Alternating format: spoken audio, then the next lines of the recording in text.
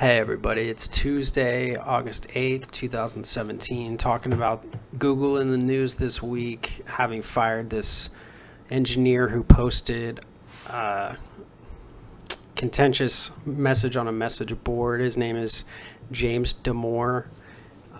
Just a brief bio from the New York Times says that he was a biological systems doctorate program candidate from Harvard and moved to work at Google, I believe, in the Mountain View campus 2013.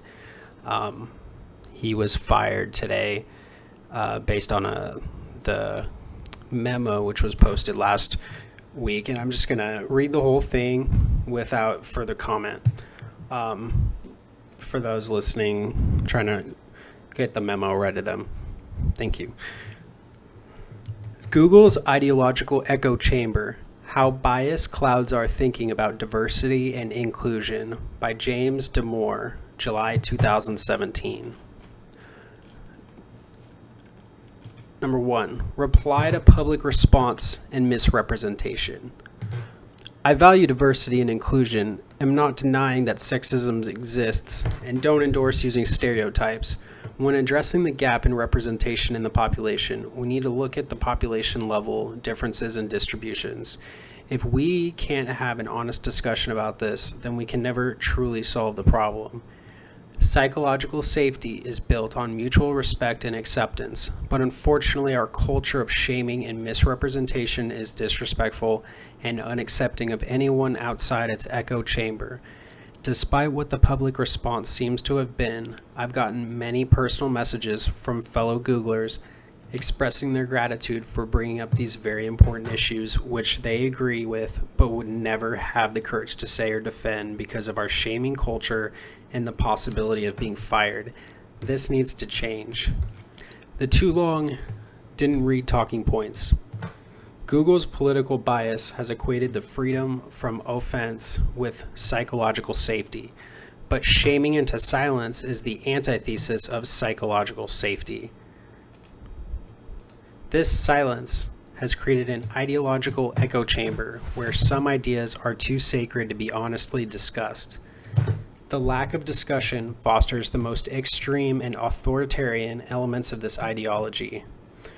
Bullet 1. Extreme. All disparities in representation are due to oppression. Bullet 2. Authoritarian. We should discriminate to correct for this oppression. Differences in distributions of traits between men and women may in part explain why we don't have 50% representation of women in tech and leadership. Discrimination to reach equal representation is unfair, divisive, and bad for business. Some background. People generally have good intentions, but we all have biases which are invisible to us. Thankfully, open and honest discussion with those who disagree can highlight our blind spots and help us grow, which is why I wrote this document. Google has several biases, and honest discussion about these biases is being silenced by the dominant ideology. What follows is by no means the complete story, but it's perspective that desperately needs to be told at Google.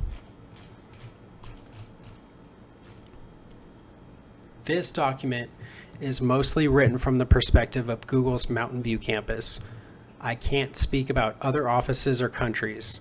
And of course, I may be biased and only see evidence that supports my viewpoint.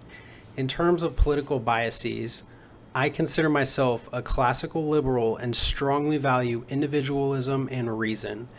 I'd be very happy to discuss any of the document further and provide more citations. Google's biases. At Google, we talk so much about unconscious bias as it applies to race and gender, but we rarely discuss our moral biases. Political orientation is actually a result of deep moral preferences and thus biases. Considering that the overwhelming majority of the social sciences, media, and Google lean left, we should critically examine these prejudices. Left biases: compassion for the weak, Disparities are due to injustices. Humans are inherently cooperative. Change is good, parentheses unstable. Open, idealist. Now, on the right column, right biases. Respect for the strong / authority. Disparities are natural and just. Humans are inherently competitive. Change is dangerous, parentheses stable. Closed, pragmatic. Neither side is 100% correct, and both viewpoints are necessary for a functioning society, or in this case, company. A company too far to the right may be slow to react, overly hierarchical, and untrusting of others. In contrast, a company too far to the left will constantly be changing, deprecating much-loved services, over diversify its interests, ignoring or being ashamed of its core business, and overly trust its employees and competitors. Only facts and reason can shed light on these biases, but when it comes to diversity and inclusion, Google's left bias has created a politically correct monoculture that maintains its hold by shaming dissenters into silence. This silence removes any checks against encroaching extremist and authoritarian policies. For the rest of this document, I'll concentrate on the extreme stance that all differences in outcome are due to differential treatment and the authoritarian element that's required to actually discriminate to create equal representation. Possible non-biased causes of the gender gap in tech. At Google, we're regularly told that implicit, parentheses, unconscious, and explicit biases are holding women back in tech and leadership.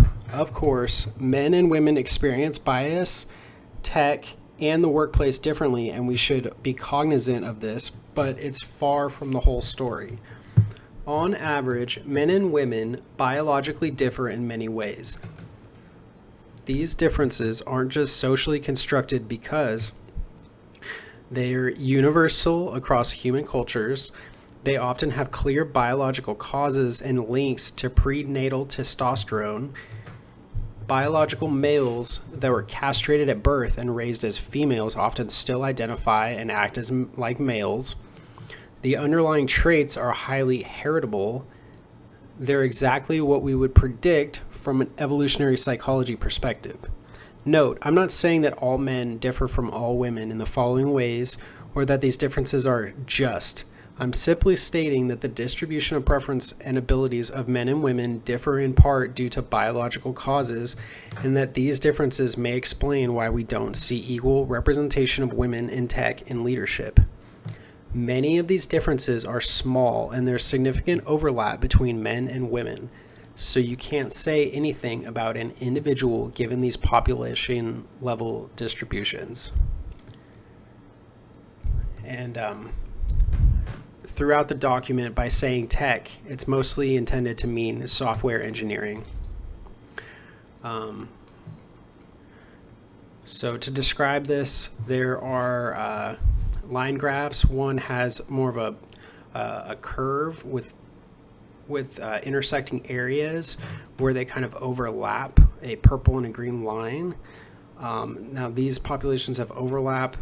It says reducing people to their group identity and assuming the average is representative ignores this overlap. Basically, the average oversimplifies everything into kind of binary concepts because the two potential categories of the population are just, men and women.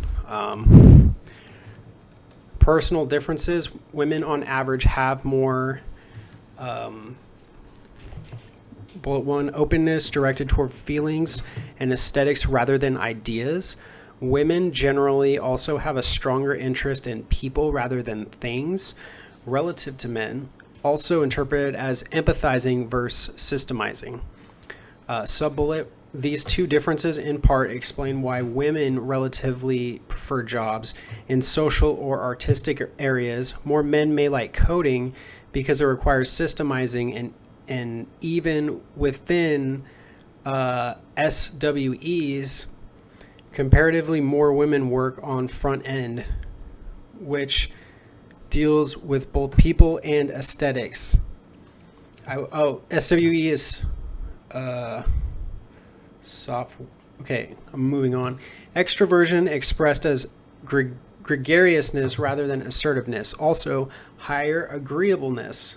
Subbullet for the second point. This leads to women generally having a harder time negotiating salary, asking for raises, speaking up, and leading. Note that these are just average differences and there's overlap between men and women, but this is seen solely as a women's issue. This leads to exclusory programs like Stretch and swaths of men without support. Neuroticism, which is higher anxiety, lower stress tolerance. This may contribute to the higher levels of anxiety women report on I'm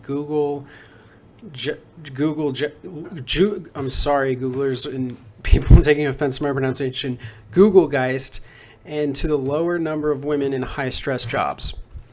Note that contrary to what a Google constructionist would argue, research suggests that greater nation-level gender equality leads to psychological dissimilarity in men's and women's personality traits. Because as society becomes more prosperous and more egalitarian, innate dispositional differences between men and women have more space to develop, and the gap that exists between men and women in their personality traits becomes wider. We need to stop assuming that gender gaps imply sexism. Men's higher drive for status.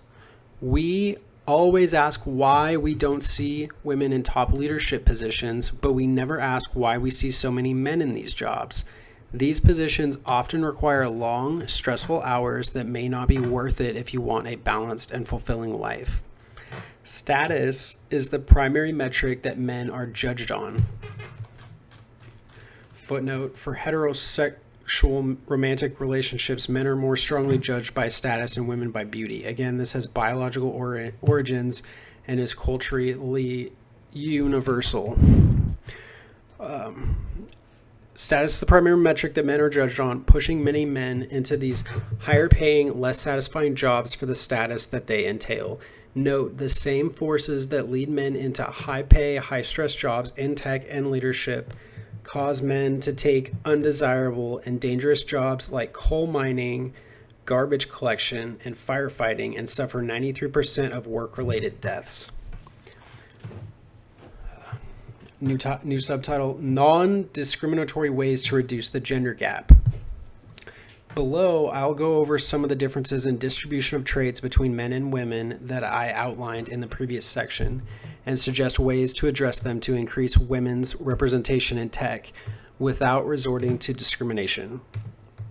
Google is already making strides in many of these areas, but I think it's still instructive to list them. 1. Women on average show a higher interest in people and men in things. And I think that meant interest in people than men in things. We can make software engineering, no, the other way around. Men show more interest in things. But that is the original language, not mine. Women on average show a higher interest in people and men in things. Okay. Subpoint 1, we can make software engineering more people-oriented with pair programming and more collaboration. Unfortunately, there may be limits to how people-oriented certain roles at Google can be, and we shouldn't deceive ourselves or students into thinking otherwise. Parentheses, some of our programs to get female students into coding might be doing this. Honestly, Subbullet 2, women on average are more cooperative. And then subbullet 1, allow these exhibiting cooperative behavior to thrive. Recent updates to perf may be doing this to an extent, but maybe there's more we can do. Subbullet 2, This doesn't mean that we should remove all competitiveness from Google. Competitiveness and self-reliance can be valuable traits, and we shouldn't necessarily disadvantage those that have them, like what's been done to education. Sub-bullet 3. Women on average are more prone to anxiety. Sub-bullet 1. Make tech and leadership less stressful. Google already partly does this with its many stress reduction courses and benefits. Sub-bullet 4. Women on average look for more work-life balance, while men have a higher drive for status on average. Sub-bullet 1. Unfortunately, as long as tech and leadership remain high status, lucrative careers, men may disproportionately want to be in them. Allowing truly endorsing as part of our culture, part-time work, though, can keep more women in tech. Sub-bullet point 5. The male gender role is currently inflexible. Sub-bullet 1. Feminism has made great progress in freeing women from the female gender role, but men are still very much tied to the male gender role. If we as a society allow men to be more feminine, then the gender gap will shrink, although probably because men will leave tech and leadership for traditionally feminine roles. Philosophically, I don't think we should do arbitrary social engineering of tech just to make it appealing to equal portions of both men and women. For each of these changes, we need principles, decisions for why it helps Google. That is, why we should be optimizing for Google, with Google's diversity being a component of that. For example, currently, those willing to work extra hours or take extra stress will inevitably get ahead, and if we try to change that too much, it may have disastrous consequences. Also, when considering the costs and benefits, we should keep in mind that Google's funding is finite, so its allocation is more zero-sum than is generally acknowledged. New subtitle: The Harm of Google's Biases. I strongly believe in gender and racial diversity, and I think we should strive for more. However, to achieve a more gender and race representation that is equal, Google has created several discriminatory practices. 1. Programs, mentoring, and classes only for people with a certain gender or race. Footnote: Stretch, Bold, CSSI, Engineering Practicum, parentheses, to an extent, and several other Google-funded internal and external programs are for people with a certain gender or race. Bullet 2. A high priority queue and special treatment for diversity candidates. 3. Hiring practices which can effectively lower the bar for, quote, diversity candidates by decreasing the false negative rate. 4. Reconsidering any set of people if it's not, quote, diverse enough, but not showing that same scrutiny in the reverse direction. Parentheses, clear confirmation bias.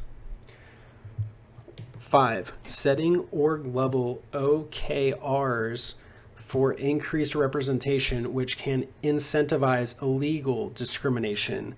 Footnote: Instead, set Google-guised OKRs, potentially for certain demographics. We can increase representation at an org level by either making it a better environment for certain groups, which would be seen in survey scores, or by discriminating based on a protected status, which is illegal, and I've seen it done.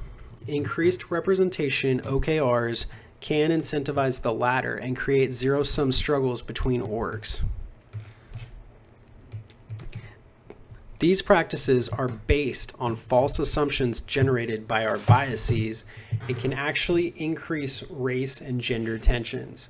We're told by senior leadership that what we're doing is both the morally and economically correct thing to do, but without evidence, this is just veiled left ideology that can irreparably harm Google.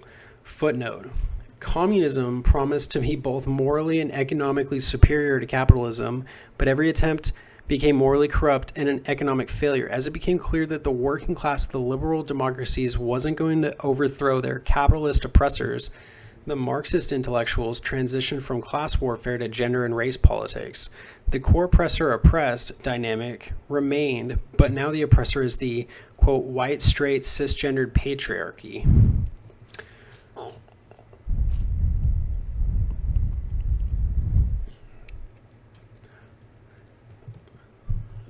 New subtitle. Why we're blind.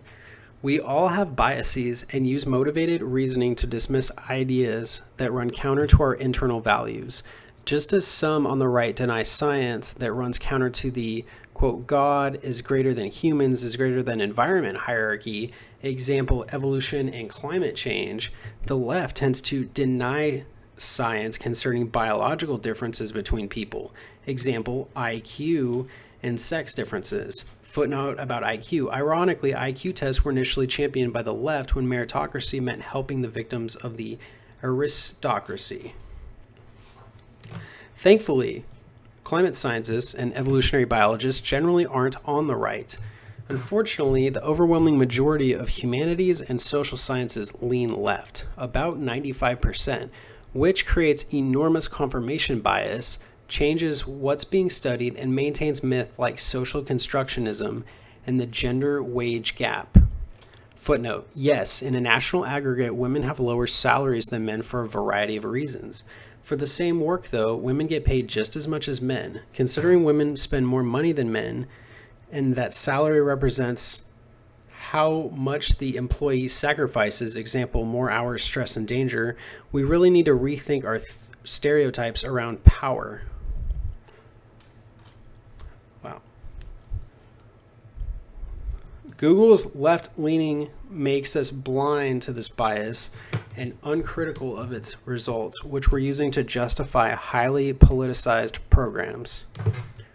In addition to the left's affinity for those it sees as weak, humans are generally biased towards protecting females. As mentioned before, this likely evolved because males are biologically disposable and because women are generally more cooperative and agreeable than men. We have extensive government and Google programs, fields of study, and legal and social norms to protect women, but when a man complains about a gender issue affecting men, he's labeled as a misogynist and a whiner. Footnote 10. The traditional system of gender does not deal well with the idea of men needing support. Men are expected to be strong and not to complain and to deal with problems on their own. Men's problems are more often seen as personal failings rather than victimhood, due to our gendered idea of agency. This discourages men from bringing attention to their issues, whether individual or group-wide issues, for fear of being seen as whiners, complainers, or weak. Nearly every difference between men and women is interpreted as a form of women's oppression. As with many things in life, gender differences are often a case of, quote, grass being greener on the other side. Unfortunately, taxpayer and Google money is being spent to water only one side of the lawn. The same compassion for those seen as weak creates a political correctness which constrains discourse and is complacent to the extremely sensitive PC authoritarians that use violence and shaming to advance their cause. Political correctness is defined as the avoidance of forms of expression or action that are perceived to exclude, marginalize, or insult groups of people who are socially disadvantaged or discriminated against, which makes it clear why it's a phenomenon of the left and a tool of authoritarians. While Google hasn't harbored the violent leftist protests that we're seeing at universities, the frequent shaming in TGIF and in our culture has created the same silent, psychologically unsafe environment. Suggestions. I hope it's clear that I'm not saying that diversity is bad, that Google or society is 100% fair, that we shouldn't try to correct for existing biases, or that minorities have the same experience of those in the majority. My larger point is that we have an intolerance for ideas and evidence that don't fit a certain ideology. I'm not saying that we should restrict people to certain gender roles. I'm advocating for quite the opposite. Treat people as individuals, not as just another member of the group.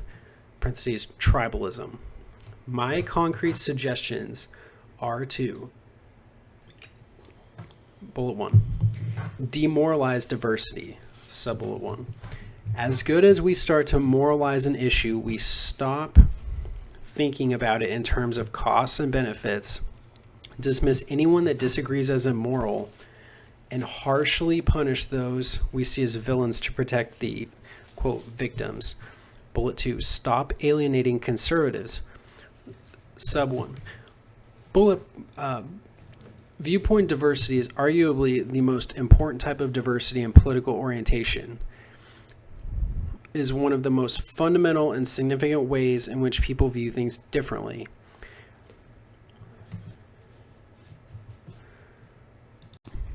Sub 2. In highly progressive environments, conservatives are a minority that feel like they need to stay in the closet to avoid open hostility. We should empower those with different ideologies to be able to express themselves. Bullet 3. Alienating conservatives is both non-inclusive and generally bad business because conservatives tend to be higher in conscientiousness, which is required for much of the drudgery and maintenance work characteristic of a mature company. Bullet 3. Confront Google's biases. Sub-bullet 1. I've mostly concentrated on how our biases cloud our thinking about diversity and inclusion, but our moral biases are farther reaching than that. Sub-bullet 2. I would start by breaking down Google Guy scores by political orientation and personality to give a fuller picture into how our biases are affecting our culture. 4. Stop restricting programs and classes to certain genders or races. Sub-bullet 1. These discriminatory practices are both unfair and divisive. Instead, focus on some of the non-discriminatory practices I outlined. Sub-bullet 5. Have an open and honest discussion about the costs and benefits of our diversity programs. Sub 1. Discriminating just to increase representation of women in tech is as misguided and biased as mandating increases for women's representation in the homeless, work-related and violent deaths, prisons, and school dropouts. 2. There's currently very little transparency into the extent of our diversity programs, which keeps it immune to criticism from those outside its ideological echo chamber. 3. These programs are highly politicized, which further alienates non-progressives. 4. I realize that some of our programs may be precautions against government accusations of discrimination, but that can easily backfire since they incentivize illegal discrimination. Main bullet 6. Focus on psychological safety, not just race, gender diversity.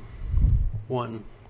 We should focus on psychological safety, which has shown positive effects and should hopefully not lead to unfair discrimination. 2. We need psychological safety and shared values to gain the benefits of diversity. 3. Having representative viewpoints is important for those designing and testing our products, but the benefits are less clear for those more removed from the UX. Main bullet 6. De-emphasize empathy.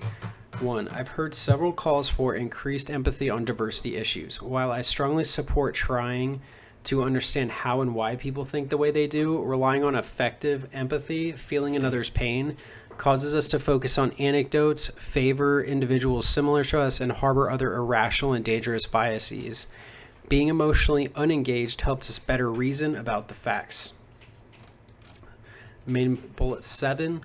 Prioritize intention. Sub 1. Our focus on microaggressions and other unintentional transgressions increases our sensitivity, which is not universally positive. Sensitivity increases both our tendency to take offense and our self-censorship, leading to authoritarian policies. Speaking up without the fear of being harshly judged is central to psychological safety, but these practices can remove that safety by judging unintentional transgressions. Sub 2. Microaggression training incorrectly and dangerously equates speech with violence and isn't backed by evidence. Main bullet 9. Be open about the science of human nature. Sub 1. Once we acknowledge that not all differences are socially constructed or due to discrimination, we open our eyes to a more accurate view of the human condition, which is necessary if we actually want to solve problems. Main bullet 10. Reconsider making unconscious bias training mandatory for promo committees. Sub 1. We haven't been able to measure any effect of our unconscious bias training, and it has the potential for overcorrecting or backlash, especially if made mandatory. Sub 2. Some of the suggested methods of the current training, version 2.3, are likely useful, but the political bias of the presentation is clear from the factual inaccuracies in the examples shown. Sub 3. Spend more time on the many other types of biases besides stereotypes. Stereotypes are much more accurate and responsive to new information than the training suggests. I'm not advocating for using stereotypes, I'm just pointing out that the factual inaccuracy of what's said in the training. That's it. Thank you for listening. I apologize for some of the stammering. Have a great evening, or any point of the day during which you're reading this. Thanks.